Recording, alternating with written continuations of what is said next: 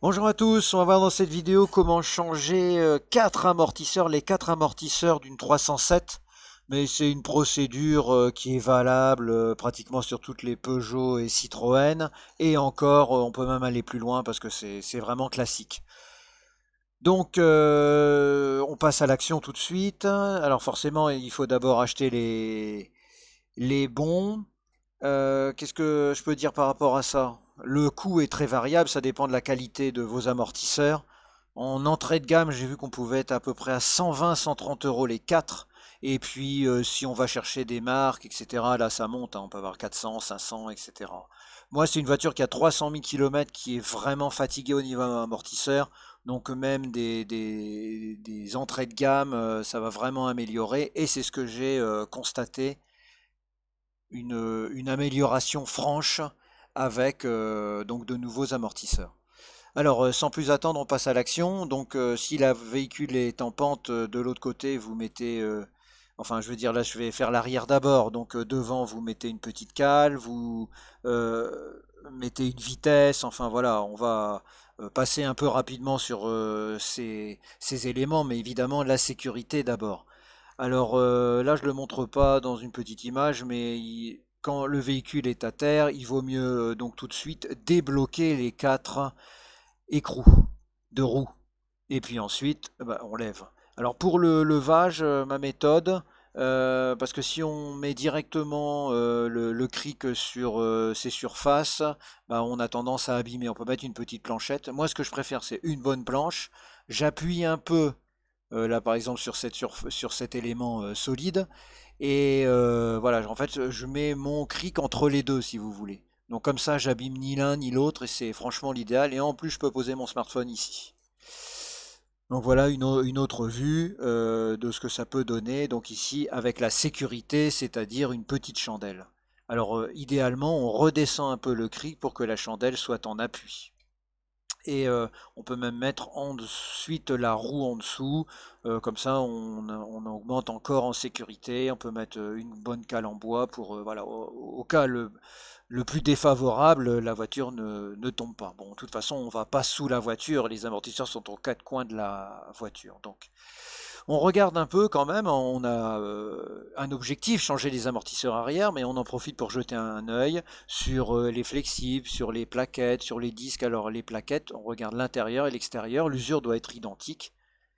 On regarde aussi le pot d'échappement, on met son doigt, on appuie sur la roue de secours, vérifier qu'elle est bien gonflée. Enfin voilà, on fait un petit tour, ça prend 10 secondes, allez, une minute en vrai.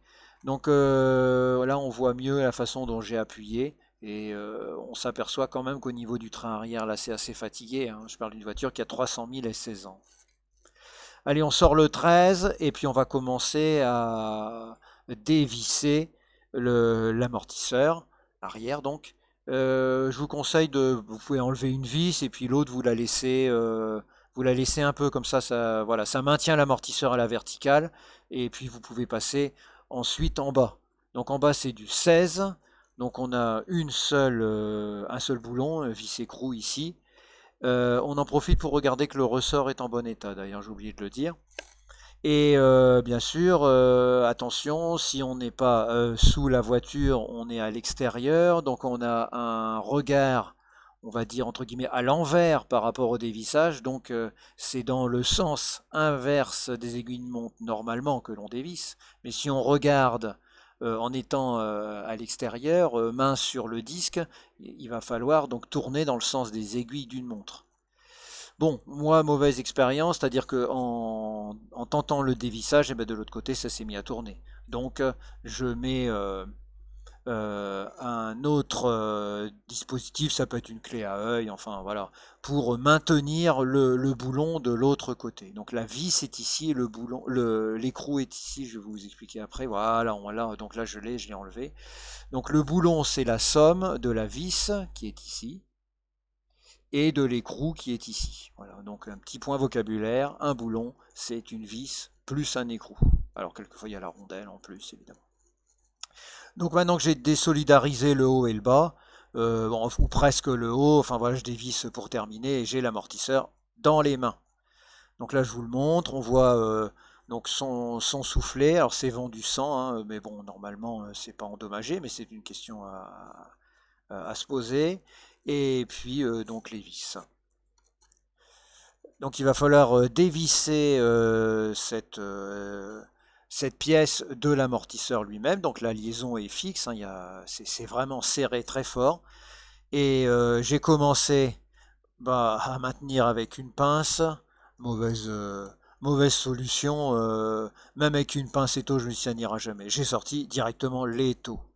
Donc je serre fort dans l'étau et je commence à desserrer. Eh bien, ça va pas non plus tellement c'est raide. Donc j'ai maximisé la pince en mettant comme ceci, donc juste sur une petite partie, et avec un bon étau, là vous avez intérêt à avoir un bon étau, j'ai mis quelques coups de marteau pour que ça serre bien fort. L'autre solution, hein, c'est de prendre une disqueuse et puis de faire deux plats pour mettre ensuite une bonne clé ou toujours à l'étau, hein, si ça patine encore.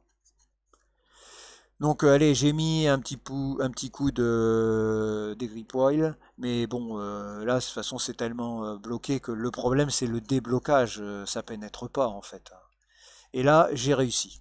Donc avec ma solution un peu brutale, j'en conviens, j'ai réussi. Et donc là c'est un point de difficulté. Si vous ne réussissez pas, eh bien bon bah vous remontez le tout et vous avez voilà, à réfléchir pour une autre journée, hein, ça n'empêche pas la voiture de rouler. On n'a pas fait de bêtises à ce moment-là. Bon, donc là, moi, c'est enlevé. Donc, je compare que les amortisseurs sont semblables. Et puis, bien sûr, je mets le capuchon ancien sur le nouvel amortisseur. Je l'étire au maximum.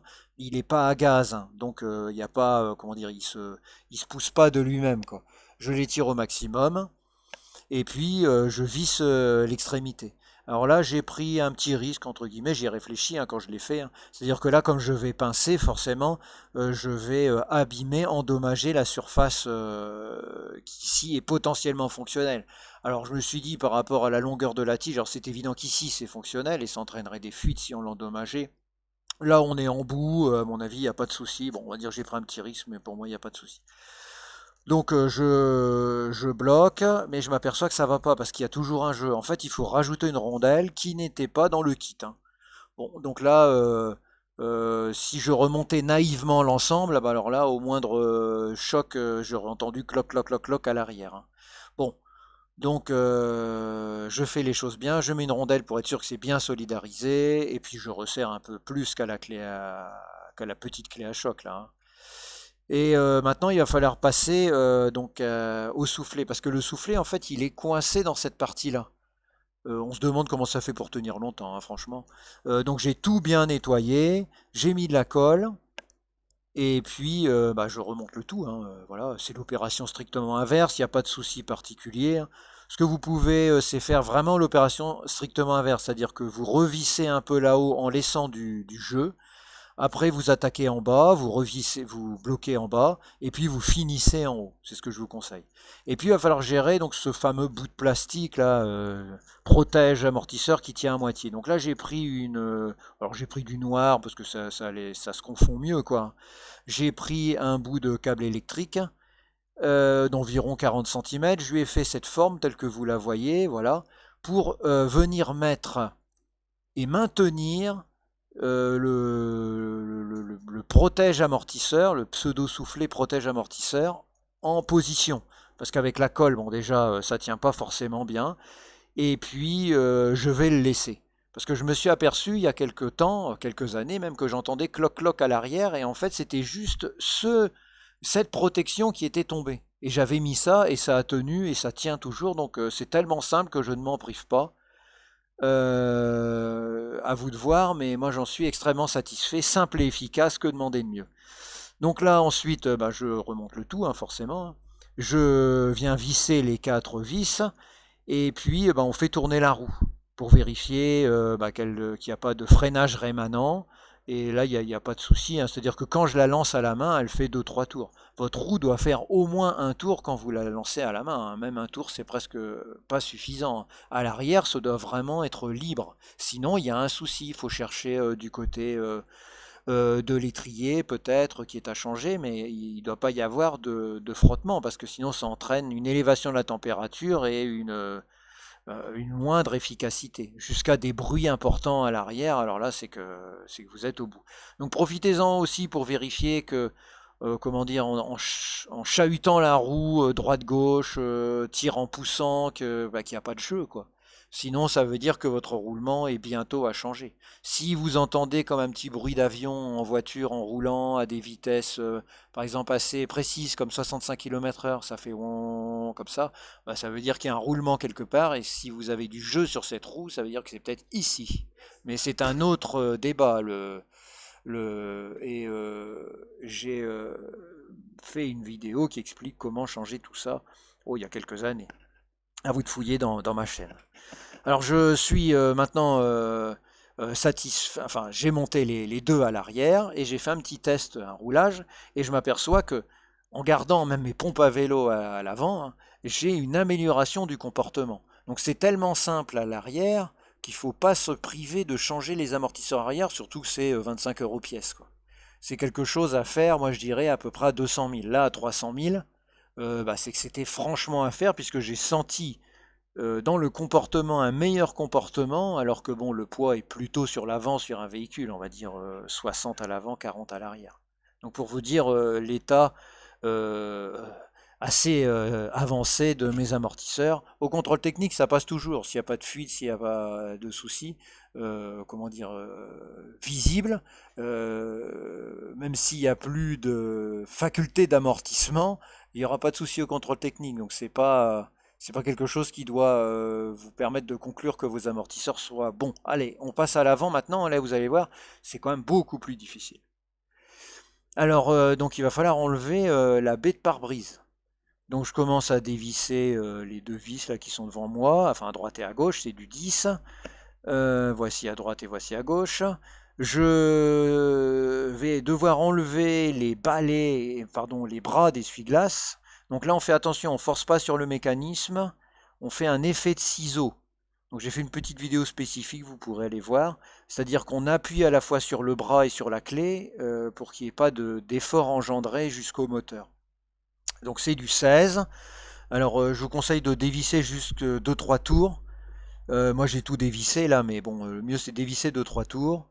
Et puis ensuite avec une bonne pince, bah, vous venez exercer un effort pour que, bah, la liaison conique, le blocage conique se démette, quoi, se désolidarise. Et vous enlevez donc vos deux bras, comme ça, à droite et à gauche. C'est assez simple si on a une pince, quoi. Il ne faut pas donner des coups, je sais pas quoi, de marteau, enfin c'est évident, quoi. Derrière, c'est fragile.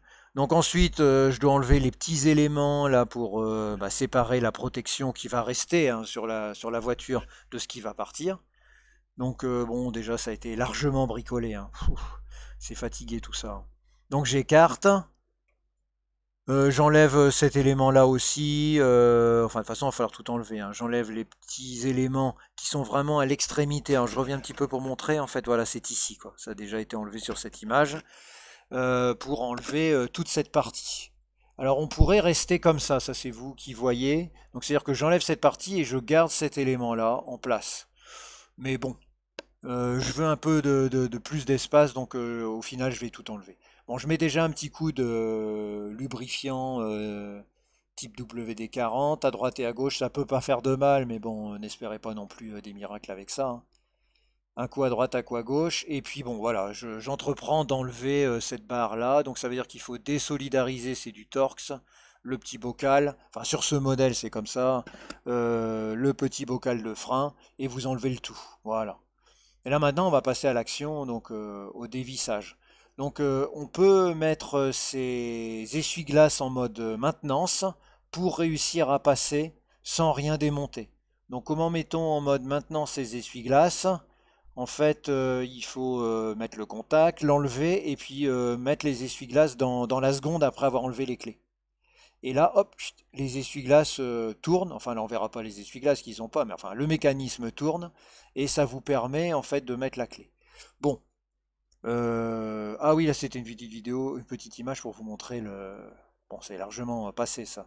Voilà, la sécurité avec une petite cale. Euh, donc, Là, je suis un peu perdu dans mes explications. Donc pour l'avant, oui, effectivement, pour le démontage, c'est plus simple quand même d'enlever, de désolidariser. Donc il suffit de prendre un tournevis plat et puis exercer un effort de l'un par rapport à l'autre et ça se désemboîte. Bon, pas de souci particulier, mais si vous avez des scrupules, hein, vous avez mon astuce avec le mode maintenance. J'avais pris du 22, mais en fait, on le voit un peu sur l'image, c'est du 21. Et vu la forme, il vous faut plus qu'une clé plate, hein. Il vous faut plus qu'une clé à pipe. Il vous faut une clé à œil de 21. Donc avec du 22, ça va quand même, mais bon, c'est une clé à œil de 21. Et puis ici, ça dépend, hein. Sur les nouveaux, c'est des amortisseurs, j'ai vu que c'était du Torx, mais là, c'est de l'hexagonal. Donc à vous de trouver les bons outils à ce moment-là. Donc moi de l'hexagonal et du 21.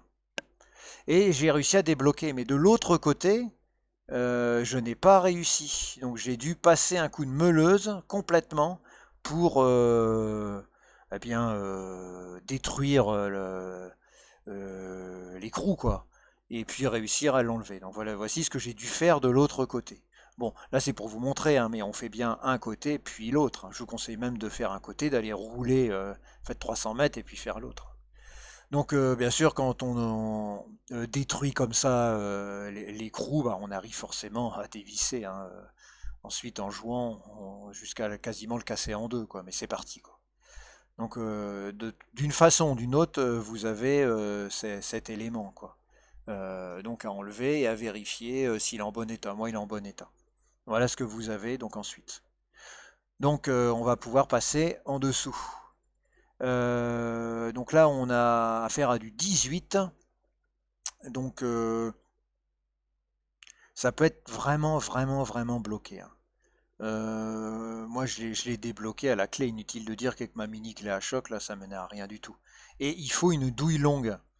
Parce que la longueur de la vis fait qu'avec une douille courte, au début, vous pouvez pas. Donc je vous conseille d'acheter une douille longue 6 pans de 18 pour démonter ça. Moi j'ai galéré parce que j'avais pas de douille longue 6 pans et avec ma 12 pans j'ai cru que j'allais foirer tellement c'était raide, hein. Donc vraiment, d'ailleurs il faut que j'en achète une, hein. Il me faut une douille longue 18 et dans les valises il n'y a pas de douille longue de 18 6 pans. Donc voilà, c'est enlevé, mais en fait, la vis qui est là, elle est archi bloquée, hein. J'arrive pas à la voir, hein. J'avais essayé de la tourner de l'autre côté, mais non, c'est complètement bloqué, hein. Alors, je sors les grands moyens, je sors au marteau, j'y arrivais pas. Donc j'ai sorti une massette, quoi. Et là, donc il faut faire attention, hein. Donc il faut viser juste, il faut être ferme et précis, parce que vous avez le capteur ABS là qui passe juste à côté, hein. Donc, la photo ne le montre pas, mais je suis vraiment dans l'axe. Vraiment, vraiment dans l'axe. Bon, ben, une fois que... Et j'ai dû taper, mais une dizaine de fois par vis. Donc une fois que c'est bien avancé, après vous finissez pour complètement extraire. Vous pouvez en garder un presque extrait en attendant, parce qu'on a quand même une petite opération à faire. C'est venir enlever la tige de renvoi de la... euh, par stabilisatrice. Donc là, c'est pareil, c'est délicat. Donc c'est du 16 en extérieur et c'est du T27 en intérieur en Torx. Eh bien, encore une fois, là, c'était tellement raide que je me suis demandé si j'allais pas avoir un problème. Ça en faisait même tordre ma clé, enfin, de manière élastique, elle revenait, quoi. Franchement, c'était raide et c'est encore voilà, un point qui peut vous arrêter si vous ne réussissez pas, hein. Donc après, qu'est-ce qu'il faut faire si ça va pas? Ben, il faut ressortir la meuleuse, la couper en deux, racheter une tige, etc., etc. Bon, c'est venu. Ouf. Donc après, je mets un petit coup de marteau pour l'enlever, ça ok. Alors si ça va pas bien, vous pouvez relever euh, de l'autre côté, ou parce que en fait, comme c'est un renvoi de barre stabilisatrice, forcément l'autre côté a une influence sur ce côté. Donc on peut lever la roue de l'autre côté ou à l'inverse, on peut avec un cric appuyer sur la barre stabilisatrice de ce côté pour que ça soit à peu près dans l'axe. Et bon, vous l'enlevez, c'est une bonne chose, c'est fait. Donc là, on voit que ça commence à partir. Attention, point de vigilance, vous avez le cardan qui est ici. Et si vous êtes de ce côté-là, c'est-à-dire côté conducteur pour moi, si je tire le cardan, j'ai l'huile de boîte qui s'écoule. Et c'est ce qui s'est passé, j'ai pas fait attention. Donc là, il y a deux possibilités. Soit vous enlevez l'écrou de cardan et vous repoussez le cardan, hein. Ou soit vous êtes vraiment très très attentif au moindre écoulement et vous faites très attention à ne jamais trop écarter. Là, c'est vraiment à la limite, hein. Sinon, voilà, ça se feinte. Et si ça coule beaucoup, bah, vous avez perdu du liquide, de l'huile de boîte. Vous savez pas la quantité. Donc, bon, moi j'en ai perdu 1 litre, hein. Là, c'est une erreur de ma part. J'aurais dû faire attention. J'ai fait attention de l'autre côté alors qu'il n'y avait pas besoin puisqu'il y a un roulement intermédiaire côté conducteur, alors que de ce côté-là, j'ai pas fait attention et j'ai mis de l'huile par terre. Bon, vous voilà prévenu, donc vous écartez très très peu et le problème c'est que si jamais ça descend, ça va toucher le soufflet et donc je vous conseille de mettre une bonne protection, un chiffon, voire une petite bouteille coupée pour ne surtout pas endommager le soufflet. Donc ah oui, ici j'avais remis la petite vis pour qu'elle soit rangée entre guillemets. Et il faut sortir les compresseurs de ressort si vous n'y arrivez pas. Parce que normalement, les compresseurs de ressort, c'est à l'étape qui suit. Mais le problème, c'est que l'amortisseur peut être, entre guillemets, trop long, je ne sais pas comment dire. Et donc, il faut déjà le pré-compresser. Donc là, vous voyez, l'idée, c'est de le rendre plus court. Donc c'est pas de compresser le ressort. D'ailleurs, je m'intéresse pas au ressort directement, quoi. Parce que sinon, vous ne réussissez. Enfin, moi, j'ai pas réussi à l'enlever comme ça. Je voyais d'ailleurs que ça allait appuyer sur le cardan trop fort. Donc vous compressez le ressort, comme moi, juste pour pouvoir l'extraire. Et là, bah oui, comme il est plus court, là, il s'en va bien, hein. Donc là, on voit la protection, mais moi je vous conseille d'ajouter encore voilà, un bout de plastique type bouteille de boisson gazeuse en plus. Donc l'amortisseur, bah voilà, il est enlevé. Et ben maintenant, on va passer à l'action. Donc là, j'ai recompressé les ressorts, vraiment les ressorts que les ressorts. Je vous conseille d'avoir 2 paires de compresseurs parce que ça peut être bien plus pratique avec 2 paires. Là ici j'ai dévissé. Bon, je vérifie quand même qu'il n'y a pas de souci, mais attention, hein, le ressort est compressé. Si c'est un fusil qui est armé, hein. Ne mettez pas votre nez au-dessus, hein. Faites vraiment attention à ça. Il y a du danger potentiel. Si jamais il n'y a pas de raison, mais surtout si vous mettez 2 paires de compresseurs, mais si jamais ça part, c'est une balle. Voilà, donc là j'ai enlevé. Au-dessus, donc on a cet élément, hein, qui sera à vérifier, qui peut se racheter. Moi, il était en bon état, donc je l'ai juste rehuilé et prêt donc à remonter. Donc voici mon ressort. Bon là, il n'est pas très bien compressé, mais c'est plus facile à dire qu'à faire. Et voici le nouveau. On vérifie que c'est les mêmes à peu près. Donc bien sûr, il va falloir changer le soufflet d'endroit. Ce que je fais, je remets tout à l'identique. Je fais bien attention d'être ici au bon endroit, bien sûr. Et puis je remets la coupelle qu'on peut démonter. Moi je l'ai rehuilé quoi. Mais pour moi il n'y avait pas de jeu, elle était en bon état, donc j'ai pas changé. Et donc là c'est là où je mets d'autres ressorts parce que d'autres compresseurs de ressorts parce que la hausse ça va pas bien, ça ne me plaît pas. Il faut que ce soit bien mis. Et là ensuite, donc c'est du Torx, bah, je viens resserrer, quoi, on va dire, bon, assez fort, mais ça sert à rien d'aller trop loin, quoi. Donc je vérifie que tout est bien mis, que c'est bien, voilà, bien dans l'axe, si on peut dire. Et je remets en compressant l'ensemble. Parce que même raison, sinon mon amortisseur, j'arrive pas bien à l'enquiller, il est comme trop long, quoi, si vous voulez. Donc j'ai réussi à remettre le tout donc bon, encore je vous répète, hein, vérifiez toujours si l'huile de boîte est en train de suinter et n'écartez pas trop donc le disque vers vous parce que sinon forcément ça va couler. Donc je remets le tout, là c'est l'opération strictement inverse, hein. J'ai bien nettoyé les vis parce que il y avait du frein filé, de l'ancien frein filé, voilà, c'est ce que je montre dans l'image là. Et puis je remets du frein filé. Bon là, l'image ne le montre pas, mais j'ai remis du frein filé. Alors, on peut remettre du fort. Donc je resserre au niveau du renvoi de barre stabilisatrice. Donc en fonction de la situation, si vous avez levé en face ou pas, eh bien on peut être obligé d'avoir un cric ici à mettre pour aller jusqu'à la barre, jusqu'au bon endroit, parce qu'évidemment la barre stabilisatrice fait un lien entre droite et gauche.